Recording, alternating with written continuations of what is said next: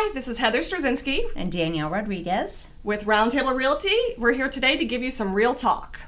Today we're going to talk about, is it maintenance or Is it an upgrade? Lots of people do things to their homes thinking that it's an upgrade, when in reality, it's maintenance? it's maintenance.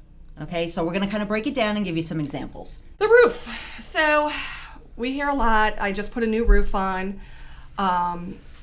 While that may make your home more desirable to your neighbor's home that's for sale that doesn't have a new roof, when people move into a house, they expect it to have a roof and they expect the roof not to leak. Replacing Right. as opposed to upgrading. So when you're replacing your roof, what that's going to do more is give you the actual value of the home.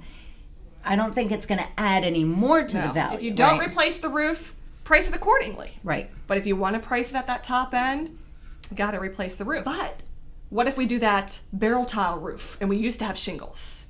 Right. Then that would be an upgrade. If nobody else in your neighborhood has it and you're upgrading from what you had to a better quality roof or a different style roof, that would probably be an upgrade. An upgrade. Another one we get is windows. Mm-hmm. I just replaced all my windows. Okay, Good for you. great. And again, that may make your house more desirable than your neighbor's house. Right. That's maintenance, not an upgrade. Right. We love this one, granite countertops. Granite countertops. You've upgraded it to granite, then that would be an upgrade. Good upgrade. But if you're making a lateral change and you're changing the granite for another granite countertop, then that Maintenance. would be considered maintenance. Yeah, you've got maintenance there. What about floors? Floors, that's a big one we get. Yep. Lots of floors. So that's kind of a toughie though, because it can be either one. Are you taking carpet and putting new carpet? Well, that's maintenance. Carpet wears. Right.